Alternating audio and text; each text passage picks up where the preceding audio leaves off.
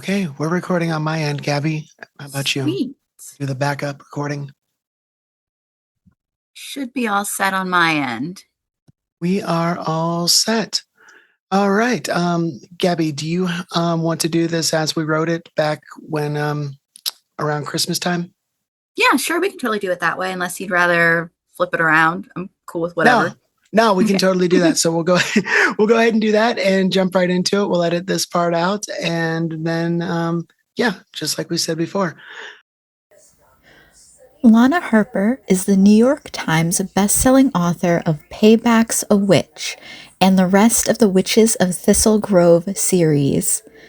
Writing as Lana Popovic, she is also the author of YA novels Wicked Like a Wildfire, Fierce Like a Firestorm, Blood Countess, and Poison Priestess.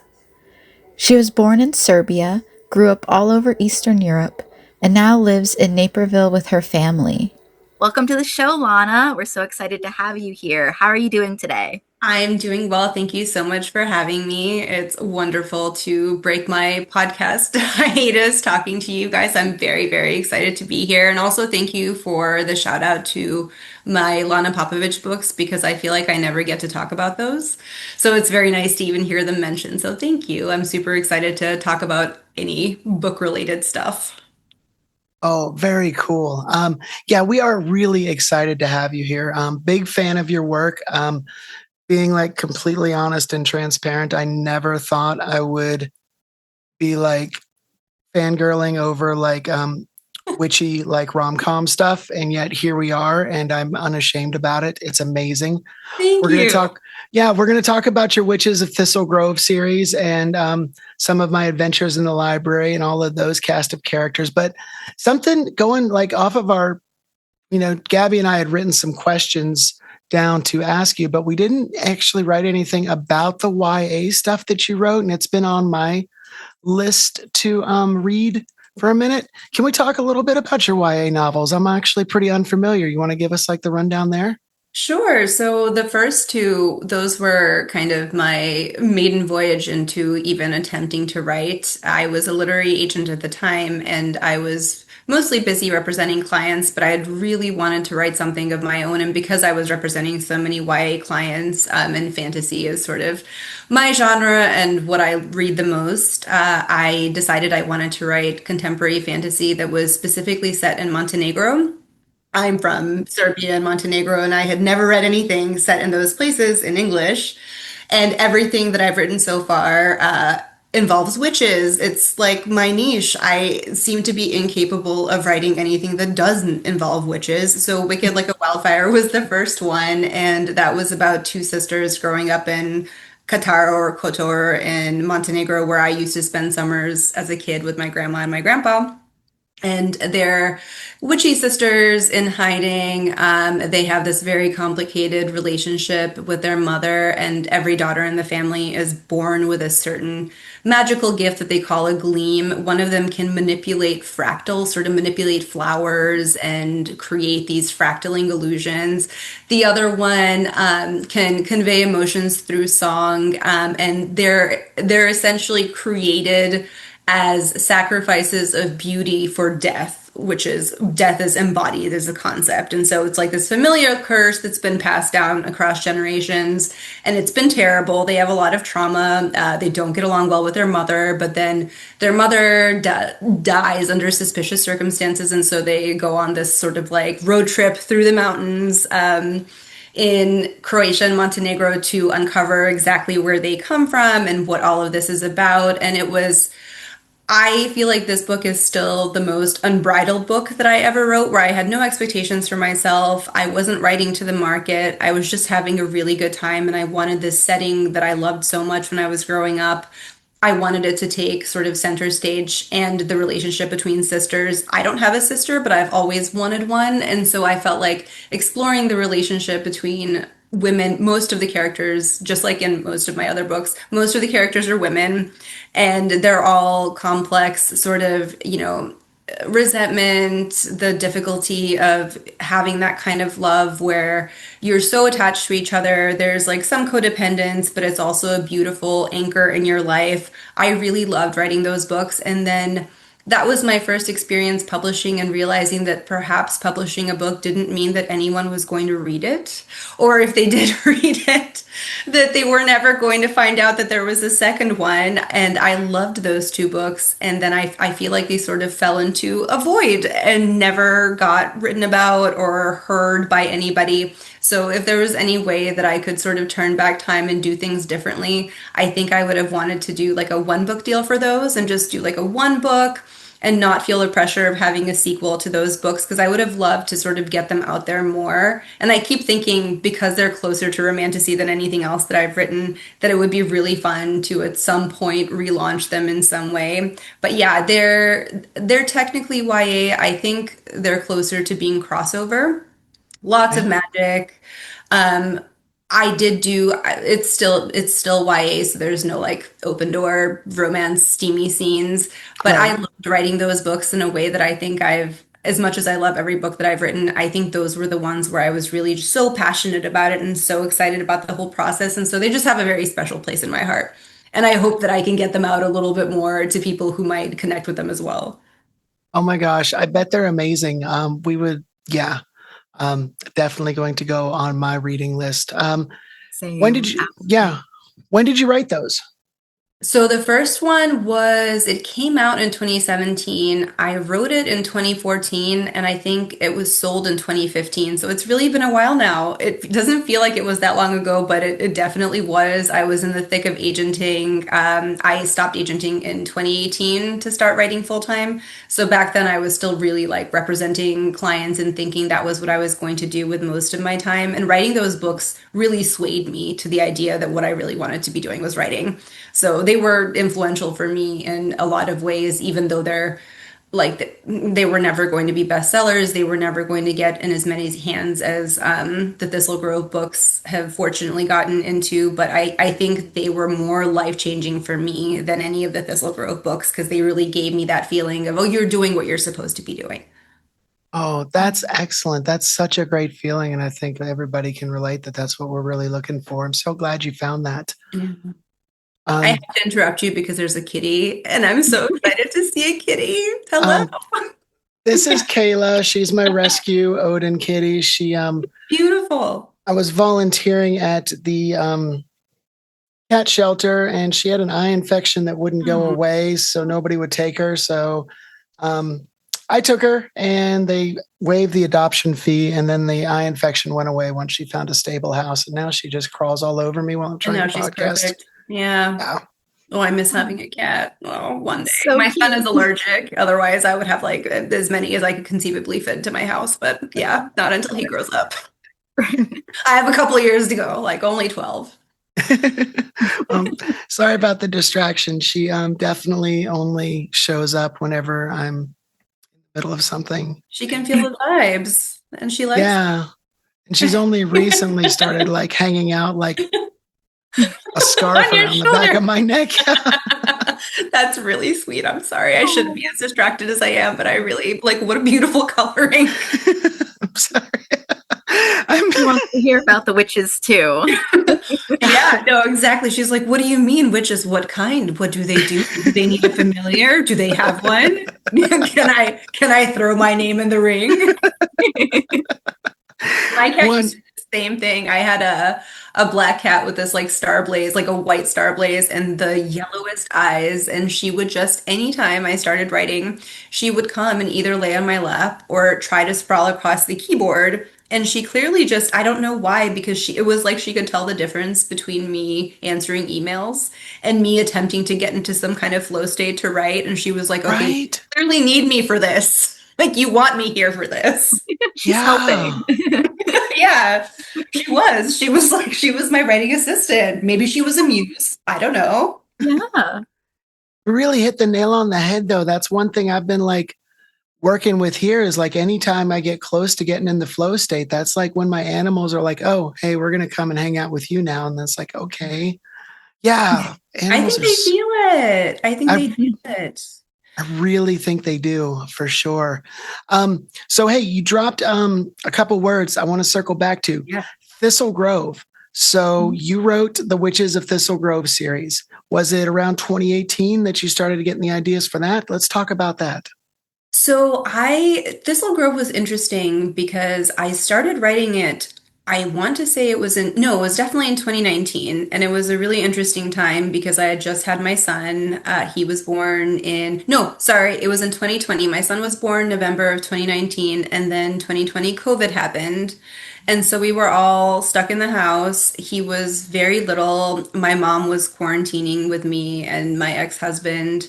And I was just sort of wondering what I was going to do next because I had finished my second IP project for Abrams. I wrote Blood Countess and Poison Priestess, and I had handed in Poison Priestess in January. And I was thinking, I'm going to take a break, like hang out with this kid. He's tiny. He needs so much. And it was just a difficult time on a lot of levels. He had been born with two cardiac defects. So he had a really complicated surgery like 3 days after he was born. And as much as it was, you enter this cocoon nesting stage and it's all so overwhelming and all the sleepless nights, everything's happening. I found that I really missed writing. And I really wanted to be doing something that wasn't just, the caretaking and the very cyclical nature of raising a newborn. And I fortunately had my mom to help. So when I went back to my agent to sort of just brainstorm what I should be doing, I didn't have a clear vision of what I wanted to do next. I was contemplating maybe adult thrillers. I wanted to do something on the adult side of things. And this was before any of the witch rom-coms had made it to market. And Yeah. it was, I guess, like something in the water. She mentioned that she had heard a lot of the editors in New York talking about how they were really interested in rom-coms with witchy elements. And so she Yeah. thought of me because I'm incapable constitutionally of writing anything that does not involve witches. And I think we had floated the idea of rom-coms. So we just started going back and forth and we emailed these tiny pitches. It was like elevator pitches and it was one of hers. So her idea was, what if it's John Tucker Must Die, but two of the women fall in love with each other? And I took that one and I had like only the vaguest memories of even seeing the movie. So I had to refresh my memory on what the movie even was. And then as soon as I had that, I was like, okay, what if there was a magical town? What if there was a magical competition? What if somehow those were the stakes? And so it was a much more collaborative process and an idea that I've ever had before. And then once I had those elements nailed down, what the town would look like, what I was going to do with the different families, what would their powers be, what would their origins be, the story really unfolded in such an organic way that it sounds extremely cheesy every time I say that, but it felt like it had existed before I started writing about it, which I had never felt before. It felt very natural, very easy. There was none of that sense of strain that I had felt with other projects. And that's something that kind of dovetails or sits up next to something I wanted to talk to you about. It really felt like, for the people listening, we can get into like a little bit of like the backstory of the town and stuff, but it really felt like this town and these characters that you were writing about were things that you had been keeping in your brain for years and developing for so long. Everything just read so naturally. I don't know if I've ever encountered like another literary universe that hit quite like that, if that makes sense. That's such a compliment. Thank you. That's so wonderful. That's just hearing that is the most affirming thing because I think the experience you have as a writer can be at such odds with how readers are experiencing your books. But I felt that so strongly. It makes me wonder the fact that I loved these books so much and the conviction that I felt that while I was writing them and how much fun I was having, whether that really comes across in a way that the reader can feel. Like you can't see the seams in a way that you sometimes can with other books where I wasn't writing to a formula. I wasn't trying to do anything in particular. I was just doing what made me happy within, that world. And something about that, hopefully, it sounds like came through and that makes me very happy. It definitely. Oh, go ahead, Gabby. Yeah, it does bring to mind like a question because we've talked a little bit about how you have like this amazing love for witches. And I know a lot of our listeners probably identify as witches. So I'm just like really curious, like what sparked this love for witches and this desire to tell these wonderful, magical, witchy stories? This is a great question because I've never been able to answer it for myself to any degree of satisfaction. I've never not been completely infatuated with the idea of witches. I think the sort of the element of the divine feminine and feminine power was very strong in me since I was a child, just based on the drawings that I used to do. My mom just recently unearthed these very old pictures, like from when I was maybe 4 or 5. And it's Aw. always a bunch of women like dancing around a tree with a creature thing, and then usually very creepy sort of captions where I was like, Mom, did you at no point think that this was an odd thing for a 4-year-old to be writing? Like, how did you just sort of felt like this was totally okay? And it was especially interesting because I don't know where the exposure happened because I was growing up in Eastern Europe and you don't really, it was post-communist, but there wasn't strong religious components. I did get baptized at 11, which was extremely awkward, and I was very anti the entire experience. Really, like, sealed the deal for me that that was not a path that I ever wanted to go down. But I had been like, I loved the craft so much, and I remember constantly Buffy obviously was like a pinnacle in my universe.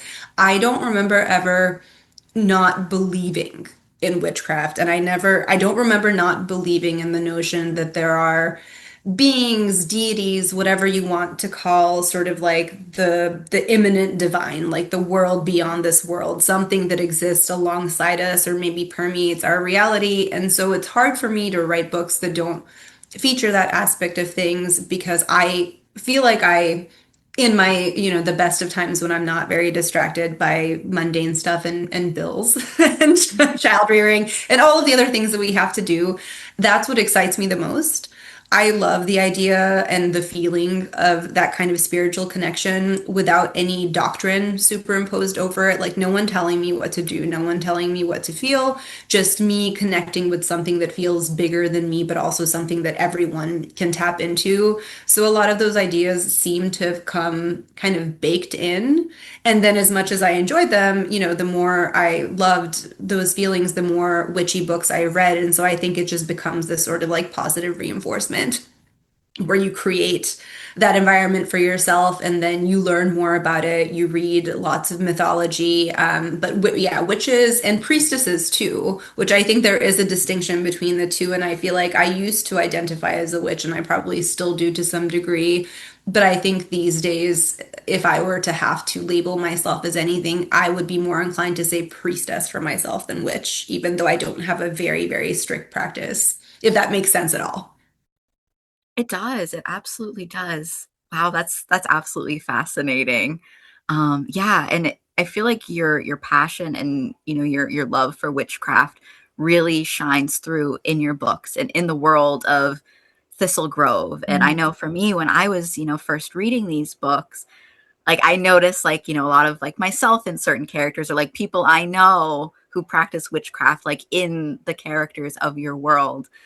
So like for those of you who are like listening to this, like if you haven't read these books yet, I highly recommend it because there's a lot of real world, I guess, influence in there that's really fascinating that you don't always see in witchy books. So like it's nice to hear from somebody who has like that real world experience. And if it isn't, too much off topic, like would you be open to talking a little bit more about like why you identify as like a priestess versus a Sure. witch and like Sure. how you make that distinction? I'm happy to talk about it. I am curious though, if I can ask you, I'm wondering what, while you were reading, which elements did you feel were grounded in realism or in actual practices as opposed to, things that I feel like to some degree I did a lot of sort of Disneyfication of magic in there, where some of it was very sparkly and very lighthearted and didn't necessarily connect to my heavier experiences with craft. I just wanted it to be fun and a little bit hand wavy without too much discussion of belief systems. So I was just wondering which parts of it felt to you like they were drawn from, real traditions or real experiences. Yeah, definitely. I guess for me, sort of some of like the experiences of like these characters, communicating with spirits. Like there are a couple characters who like they work with either spirits of the dead or they work with sort of these other non-human spirits and kind of like that process. So like even though it's not like a direct like one-to-one correlation, just sort of like this idea of there being this world that the average person, you know, maybe they're not quite tapped into, but there are certain people who do have this connection and they are able to kind of like cross over, or, you know, some people might be familiar with the term of, you know, crossing the hedge, or riding the hedge, or, you know, the astral realm, whatever kind of terminology they feel comfortable using. Like it felt like a reference, like that sort of idea where, yeah, there is this sort of like mystical world underneath our typical average mundane world. Yeah, that makes a lot of sense. And I'm glad that they came through, because I wondered sometimes whether I was giving it sort of its due. Because to some degree, when you're writing a rom-com, you have to take the romance elements to the fore in ways that I hadn't had to do in my previous books. But back to your question about witches versus priestesses, I was in a Gardnerian coven for 2 years, a long time ago now, and I enjoyed it. I liked the experience, and I feel like I grazed the sort of feeling, like superficially, that I had been looking for during a couple of the rituals that we did, but there was something that always made me uncomfortable, or it was not a good fit for me, where a lot of that kind of witchcraft tends to come with this sense of I'm imposing my will. My will is the main component here. This is the driver. It's the reason that I'm doing this. And yes, I'm, paying, I'm respecting and worshiping, but ultimately it comes down to me being able to make things happen through the force of my will and the manipulation of, depending on the tradition, whether it's deities or angels or creatures, whatever it is that you're calling upon.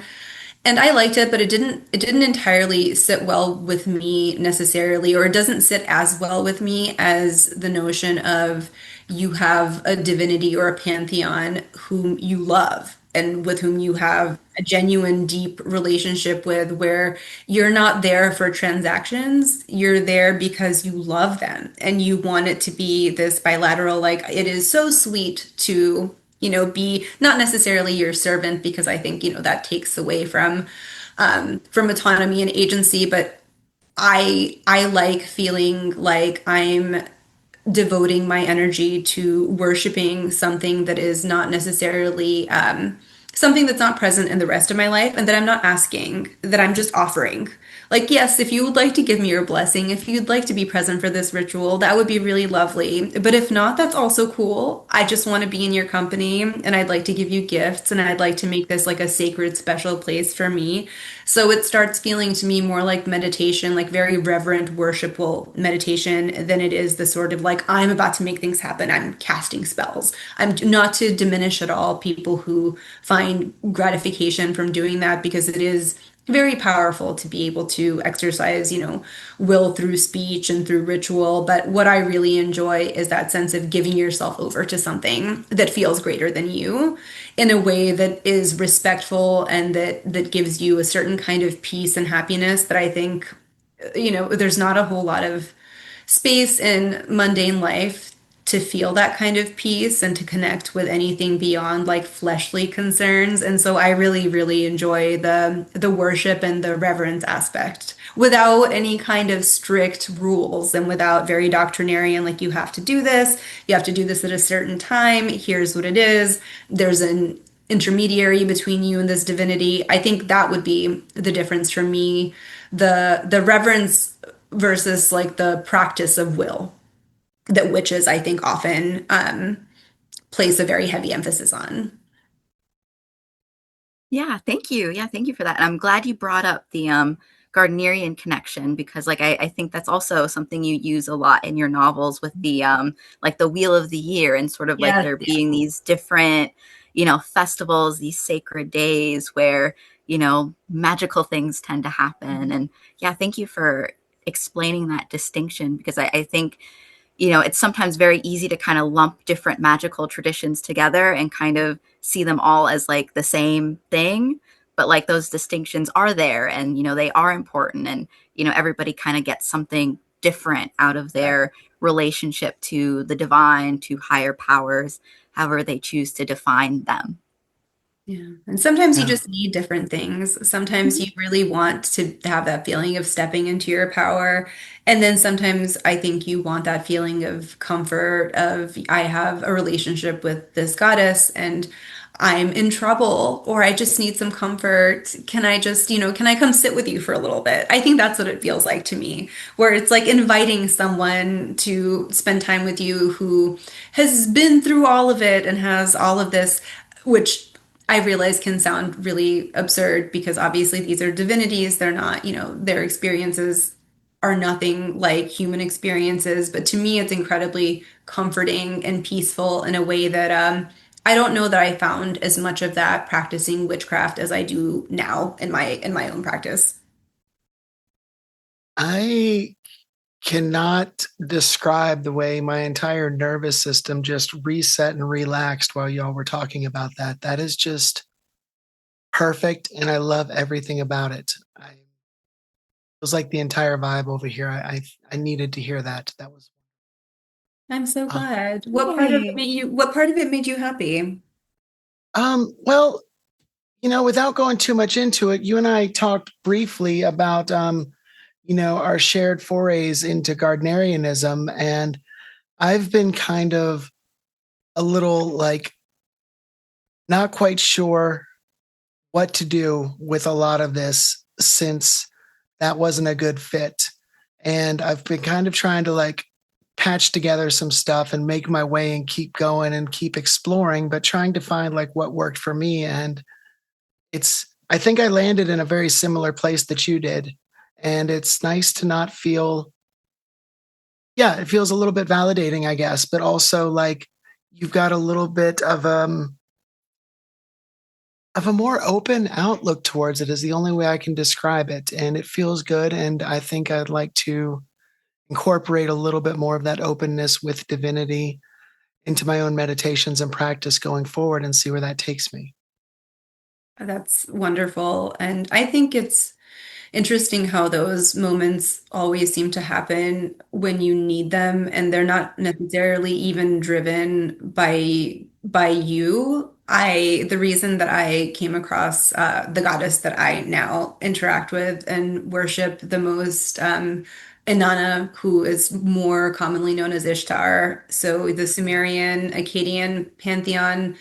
I got a gift of an icon from one of my best friends, and she had just been thinking of what to get me for my birthday. And I knew about Ishtar. I had not specifically done any reading about Inanna. And I was in the middle of a very acrimonious court case. And I don't know what really possessed me to change my entire altar setup because before that I had been almost exclusively a Lilith girl. I really loved Lilith devotionals, and I really enjoyed sort of the liberation in the dark feminine and the entire aspect that she represented. But it shifted for me a little bit because there's not like a lot maternal about Lilith, and it's a very sort of deep and dark and sort of like blood and metal energy that is very exciting a lot of the time, and also kind of scary some of the time.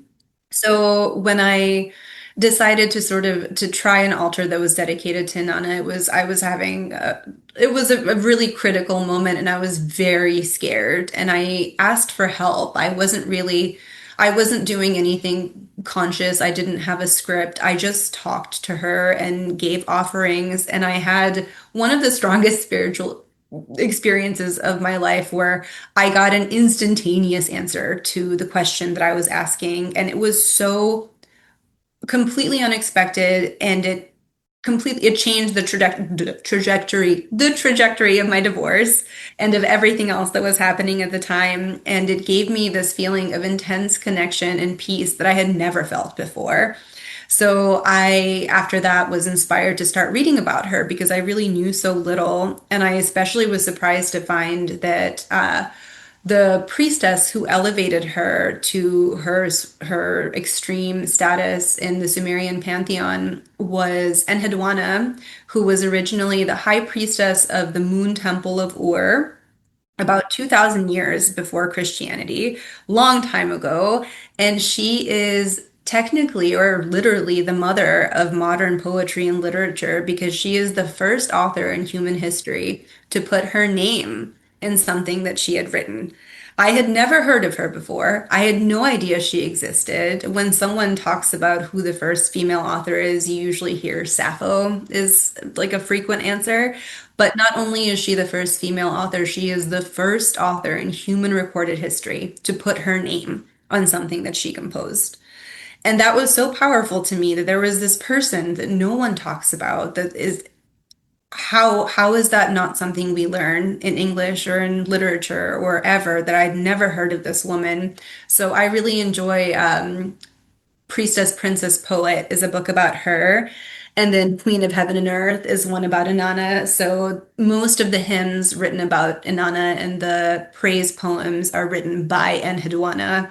And they were incredibly inspirational and also such a comfort because it gave you, or it gave me this sense of how the landscape of religion and spirituality had changed from matriarchal, non-doctrinarian religions to something like Christianity. How did that even happen? I had never really been clear on how any of this developed, and it gave me so much perspective and so much peace and a nice outlet for all the anger that I felt because she's unlike many feminine divine goddesses that we have.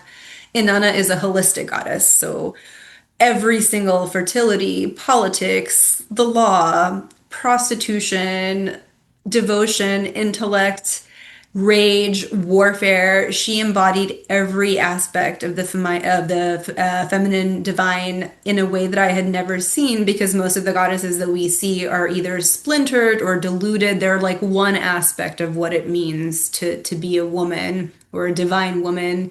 And I thought it was wonderful and so validating to see this woman who could crush mountains and, like slit people's throats and also be a patron to mothers and also never want to have children and just encapsulate all of the potential of what it means to be female and what it means to be a person. But especially to me, the feminine rage was very, very empowering when it meant that it could sit alongside nurturing and everything else. Yeah, that is so powerful. I love everything about that. Go ahead, Gabby. Yeah, that I had never heard of her either. So like that is absolutely fascinating. And thank you so much, for sharing. Like what is her name again? Enheduanna. Enheduanna. Okay. I'll send all the links. Yay, I'm very free with sending the links to those books because I love them so much. I got my mother on reading them, and now both of us have all the same candles and all the same things in our altars because she was like, how could this exist? And I didn't know about it, but I had never heard about either of them. And it really felt like coming home in a way that I didn't feel with the Gardnerian tradition at all. That is so cool. That is really cool. Hey, let's you mentioned something. I ran over and grabbed a bunch of copies of your books, and I think you can see you asked what we found in the books that magic wise that we could relate to. I just want to show you my copy of Rise and Divine and all of these notes. Yeah. I love it. That is the biggest compliment. That's beautiful. Thank you. I could irresponsibly take up so much time with how much healing truth I found in these pages. And I've reread them a couple of times, especially Gabby and I read them about the same time or most of them. And I kind of keep forgetting the rom-coms and I'm like, oh wow, this is so deep. I see metaphors here, especially with this whole thing with what was going on in the fifth book, Rise and Divine. And then it's oh wait, here's also a really steamy love scene. This is amazing. They can sit side by side. You can have both. Yeah, they really can. And that's the amazing part. But before we even get there, you said something about coming home or homecoming. And I've read all of your books with the exception of Payback's a Witch. I keep meaning to. I don't know why I haven't read it. I've reread all the other ones at least once.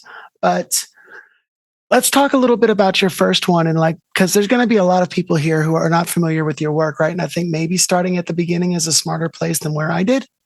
And I understand, I believe, and correct me if I'm wrong here, and I'm going to feel really bad if I'm wrong, but Payback's a Witch is a little bit about a homecoming, right? Maybe we could jump off there and talk a little bit about what's going on in the start of the Thistle Grove series.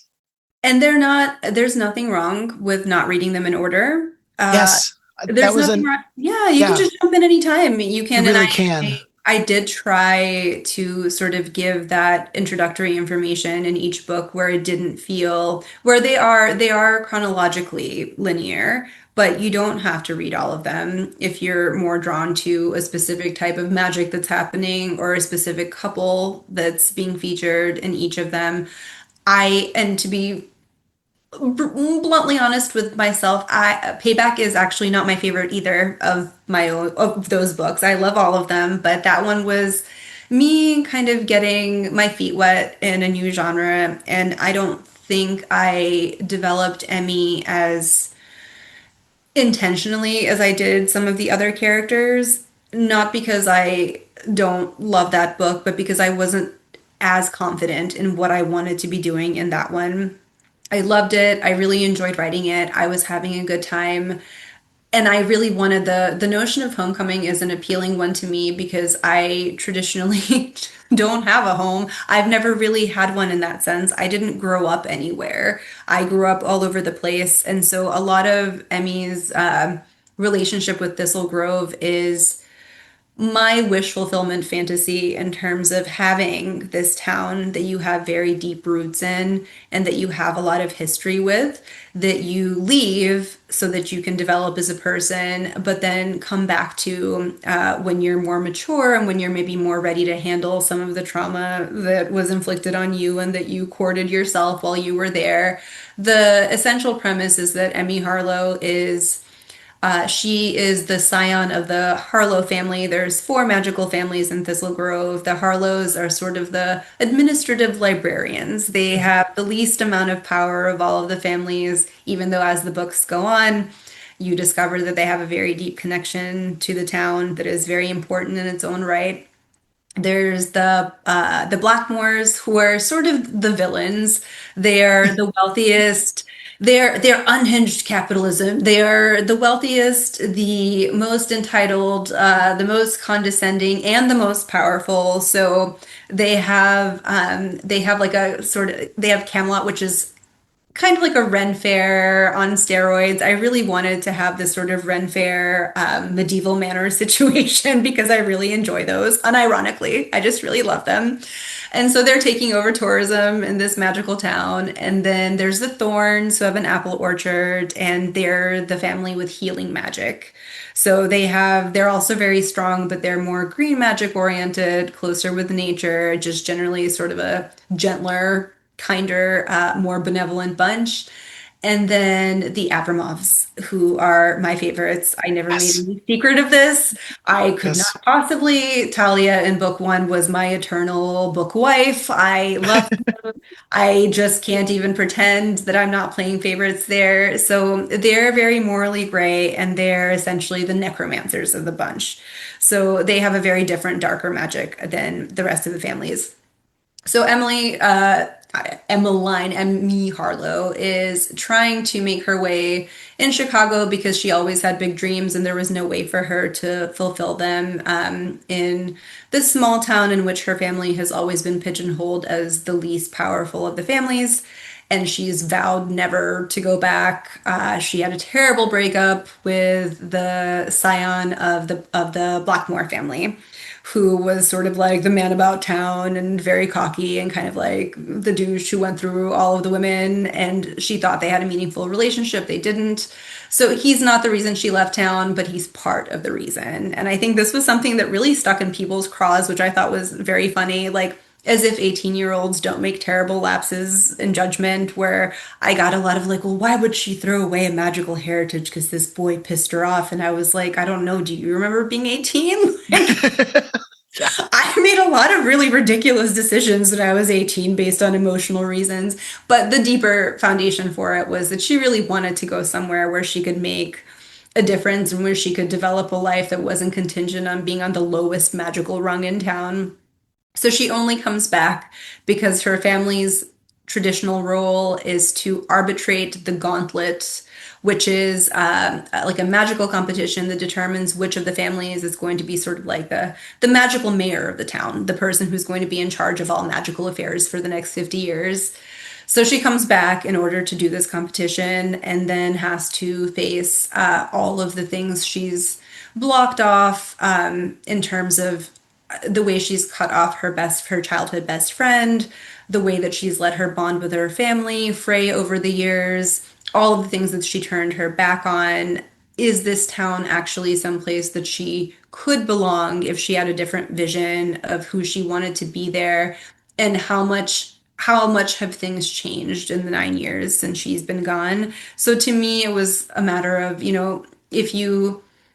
if you've been away from a place that you thought was too small for you and that didn't give you the kind of chances that you wanted, what would it be like you as an adult coming back after having accomplished the things that you thought that you wanted? But are they the things that you actually want? Or were you just hitting these sort of check boxes that all of us get, like, oh, I have now gotten a promotion. Okay, I have my salary. Okay, I did all of the things that I was supposed to do, but I still somehow really miss something. And in her Oh, case, was the fact that she loved magic and she did want to be in the town. She just didn't want to be in it in this forcible version of herself that she didn't think fit. So that was the homecoming. That was the most appealing aspect of it all to me. And then of course, like, it doesn't hurt to have a really sexy necromancer, which bisexual never. witch waiting for you. That part was very appealing to me. Um, now I will read it. Now that I, no, I'm kidding. No, that is amazing, and like the way, yeah, just the way that you've painted these towns and the interaction between the families. Again, I'll say it felt like everything just fit together perfectly and nothing was forced. And like the way that it was explained in the stories, Gabby, I think you said something once. You were telling me it's like the explaining the backstory never feels awkward or something along those lines, Right. right? Yeah, it feels super like natural, and like it feels like a real town, like the interactions, the way the characters relate to one another. They feel like real people, and even what you said, Lana, about this 18-year-old making this super dramatic decision, and you know that is very real, and I think a lot of people can come to these characters and really see parts of themselves within them. I had a lot of fun with that town because that town it's where I would want to live, and every element of it is drawn from. Most of it is actually my favorite things from Massachusetts.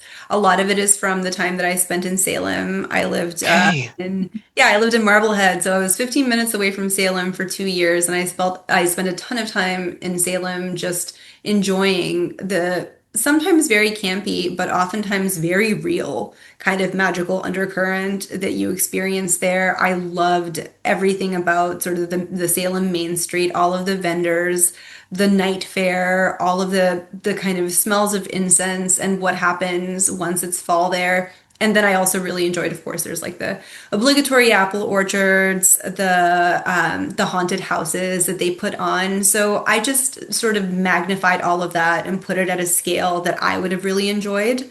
And that's probably why it registered as fun with people, because I was creating this playground of a town that I really, really wanted to visit myself in every respect. And so I think everyone typically has a favorite of, like, well, what restaurant would you go to?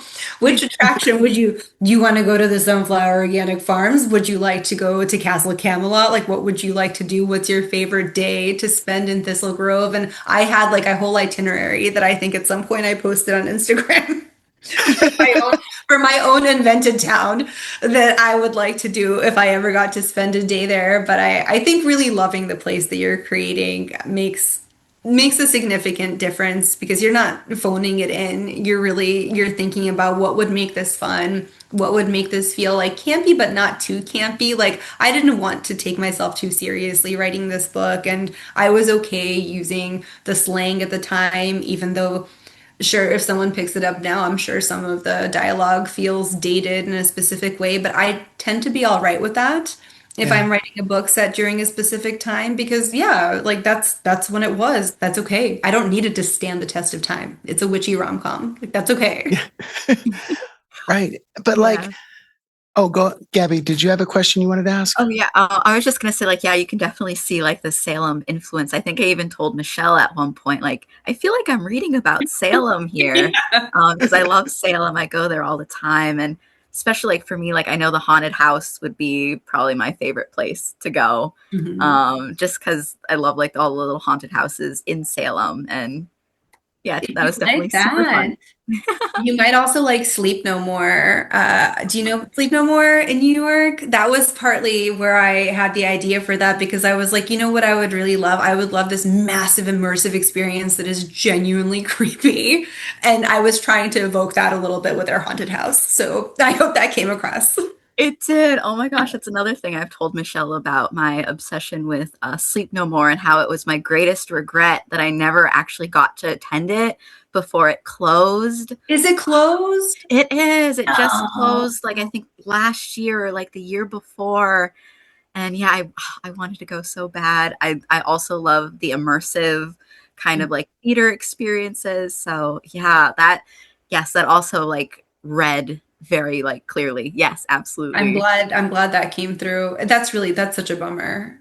That was such a wonderful, it was such a, someone should do that. Someone should revive that. Like that clearly, like I would donate to that Kickstarter if Right? Like anyone have like a ever agreed. traveling Sleep No More. Exactly. Like why? Everybody wants beautiful immersive entertainment. That's too bad. But at least we have books that capture it. I know there's another one, I forget who it was. It was oh, Erin Morgenstern's one of her books is also Oh, loosely based on sleep. Ooh. wait, which one is that? It's not the Night Circus. Is it Starless It, Sea? yes, I think it's a Starless Sea. And I started reading it and I kept seeing things where I was like, this really just deeply reminds me of Sleep No More. And then I got so into it that I like went into a rabbit hole of researching whether or not that had influenced her, and it had. Because it was so unmistakable. The vibe was so clearly there. So that one is another Sleep No More homage. How cool. And for Oh, those of you who are listening, and if you don't know what Sleep No More is, it was essentially this immersive theater experience up in New York City that was a retelling of Macbeth with some influences from the novel Rebecca also thrown in. So it was a very sort of like 1920s style retelling where you had this mask on and you would wander around this hotel and go from room to room. Like you were free to go wherever you wanted to go. And there would just be like different scenes and different sets with characters interacting. They'd be running around and you could interact with the sets. Some people would even be taken to have sort of one on one experiences with certain characters. Fascinating stuff. Yeah, definitely check it out if that kind of thing interests you. It was not for the faint of heart. I will say I went twice, and because they do the performances cyclically and they move so fast, you end up having to run after them. Like you are flat out sprinting after these people if you're trying to follow a certain storyline, and it's very dark in there. Oh, Very dark and you're wearing the masks. And so it becomes so disorienting. And both times I went, the group that I went with, we were like, we're not going to stick together. Like, you all do whatever you want to do. We're going to pick whatever it is that we want to see. My claim to fame during Sleep No More is that one of the Macbeth witches, who was naked, I was like, wow, you're naked. I was not prepared. Let me dry her back because she just like did a little like dipped her bloody head into a basin and then just offered me a towel and I just casually dried her back for her because that was what was happening. And one of my friends got invited into one of the huts that they had in like the cemetery room and had his fortune told by somebody else, like one of the other characters. It was fascinating. It really was so beautiful and so surreal. And the noir elements were really well done. So the music was haunting. The whole thing was really like, I wish my life felt like this. Like I would have gone 17 times if like my budget had allowed for this and I live closer to New York. So wow. someone should do it again. oh, absolutely. Or maybe someday like an immersive Thistle Grove, like maybe do like That a would be little set where like you can go to like different areas and I don't know, maybe. I mean, any sort of, I think I'm just such a sucker for immersive entertainment. I'll do anything if it's themed, like any manner of Mhm. cocktail night, any manner of like, this is a themed dinner, even if the theme is just absolutely paper thin, I don't mind. I'll take it. I love that element of you're stepping out of any kind of pedestrian existence and you're entering a different realm and you really believe it for some amount of time because you can't quite get that Yes. feeling from most TV shows. And if you can, it's so precious and so like I still think about this. This happened like 8 years ago that I went to sleep no more and I never stopped talking about it. Oh, wow. That sounds so cool. I got tingles while y'all were talking about that. Um, One other thing I wanted to cover in your books, Lana, like one of the reasons like I have like so many markers on this particular book, Rise and Divine, Dasha Avramov really like a lot of your characters stuck out to me, and I would love to just have conversations with you on some of these specific characters, but it's for another time. Like um, Nynaeve Blackmore and Morty were very fascinating to me. Like that was in the third book in the series, Back in a Spell. Um, I've never read a book where I hated two characters so much at the beginning and rooted for them so hard by the end and have no idea when my mind flipped about them as I'm reading it. Thank That you. was really interesting. And that was like, it just seemed like that took a lot of skill as a writer to pull that off. So like with effortlessly is the word I'm looking for there. Um, in moving forward, like those two characters, the Blackmore, where I'm going with this, and maybe we could talk about Dasha Avramov around it, is a lot of your characters seem to have very specific and very real, relatable traumas that they are trying to work through. Mhm. And maybe they're dealing with it in like some Disney-fied magic ways, but also if you scratch that surface just a little bit, you get into some really strong healing. And I wanted to ask you a little bit about that aspect of this series in your book and what was your thought process behind like working that in? I think it's a beautifully posed question because I treated all of those books as therapy on paper. All Yeah. of those traumas are traumas and problems that I encountered in one form or another. And so all of the books before I gave them names had a specific name that I thought of them. Like Delilah's book was the Book of Rage. And then that was in Charm's Way was the Book of Rage. And then Nina's was basically, Nynaeve's was the Book of Generational Trauma. Yes. And Dasha's was the Book of Grief because Yes. dealing with so much grief. And I felt like I had the opportunity to externalize these very strong emotions that I had been dealing with or burying for years in this sublimely safe context because as heavy as these books can sometimes be, it is the fact that they are kind of sparkly and Disneyfied and they don't necessarily depict the darkest, heaviest forms of magic and they're not bogged down by me trying to do a TED talk to explain how this magic works, even though I really love books that do that. I love books with elaborate magical systems where we're spending pages and pages explaining like why things are the way they are. I was trying to do almost the opposite there, where I didn't want it to be a really heavy lift for the reader to figure out why does this magic happen this way. That wasn't the focus. The focus was the magic is there, it's a conduit and it's something that exists alongside these real human struggles that these people are having that I have felt either strongly myself or seen in friends. But for the most part, none of these characters are me. That should be clear from the Yeah. beginning. Like, none of these are like romantic play where I had exactly the same experience as anyone in these books. But I felt like I had this opportunity to dig really deep into issues that were important to me without being like finger waggy about them or beating anyone over the head with them, where it was like a gentle sort of therapeutic passage throughout the book, even though sometimes it felt very heavy. So I think that's why As much as it's a huge compliment for you to call it effortless, because it didn't feel effortless at the time. That part was probably the most difficult part for me, trying to figure out how to convey these heavy emotions in a way that wasn't going to depress anyone or make them feel worse or give them any reason to think that, these are insurmountable obstacles or something that they're going to have to carry around forever, but more like an invitation to say it is safe to feel like you're broken in a certain way. Doesn't mean you're going to feel that way all the time. It doesn't mean that this is going to be the only form, the only shape that your life is going to take.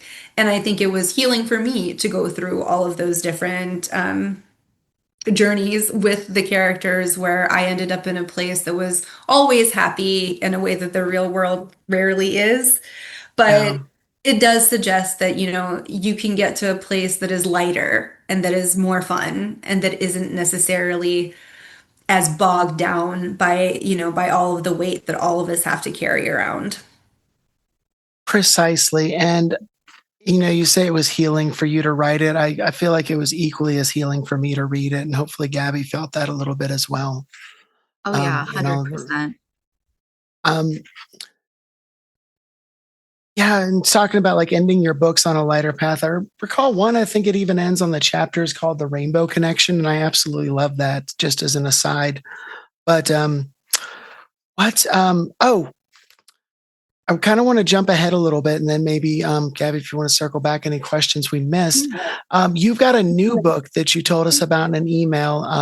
And tell me if we can't talk about this, I'll edit it out. But I believe it was the one you described as something, I don't have the exact blurb, but something meets knives out, Yes. meets something else. Yes. Yes. Can we talk a little bit about that? I have a Mhm. question about that writing We process for definitely you. can. That's Cards on the Table. That's my first co-written book. I've never done this before. I co-wrote it with my best friend Jilly Gagnon, who is also an author. She's written thrillers and rom-coms, and her books are wonderful. So if anyone wants any recommendations for really fun thrillers, all dressed up is one of my favorite books.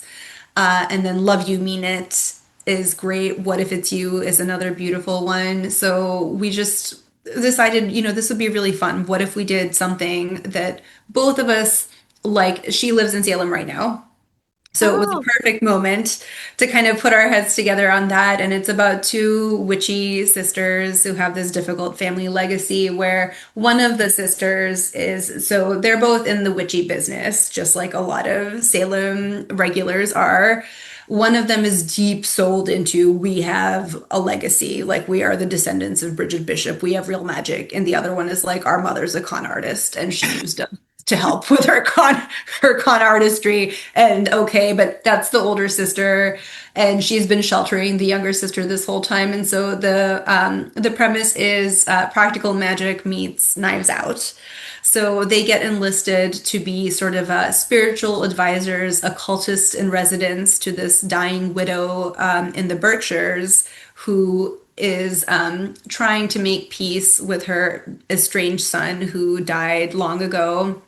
But there's a lot of ulterior motives, and when the sisters arrive, it turns out that there's a bunch of relatives flocking there with all kinds of sinister backstories who are angling for her money. And then everything, all kinds of chaos breaks loose. And once this is not a spoiler because it's going to be on the back copy. So once she dies under mysterious circumstances, they are accused of stealing her fortune, and so it takes a turn towards, okay, but what actually happened?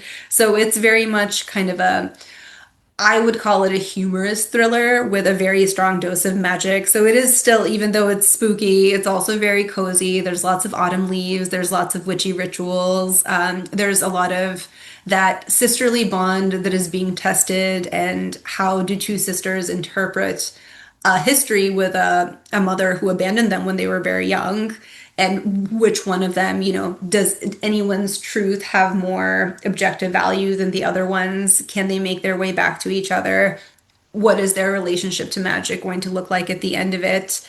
And we had a wonderful time writing it. And it was the first time that I had plotted something out so elaborately, because you have to if you're writing with somebody else. Unlike when I write by myself, I typically have kind of a loose plot that I outlined before, but nothing very firm. And mostly it's just like a little bit of plot and a lot of vibes and a lot of character work ahead of time.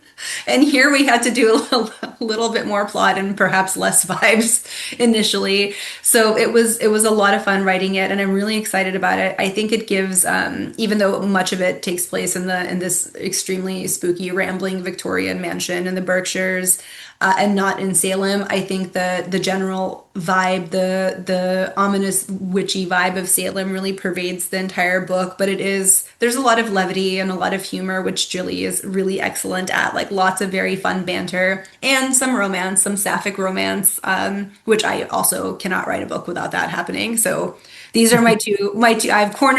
I've cornered my own market on witches and sapphic romance. I can't write a book that doesn't involve those two things. That comes out in September this year with Bantam. So I'm super excited about it. Yeah. Yeah, that's definitely on my list, and I'm really excited about that as well. What's it like writing a mystery book? Like, and like all of your books, like, we talk about like the trauma and the healing, but all of them have also been like super funny. And I've had a lot of laughs with your work. Yeah, just to throw that out there. But what's it like writing a mystery book? Do you feel like the clues, if you insert them slyly, do you feel like it's super obvious and you want to take them out? Or how does that look? How did that go? It's hard. It's hard. It's really hard. And with that one, this is the first proper mystery that I've ever done. I mean, I've done mysteries before with the Thistle Grove books, but I think none of my Thistle Grove books were mysteries to the degree that this one is.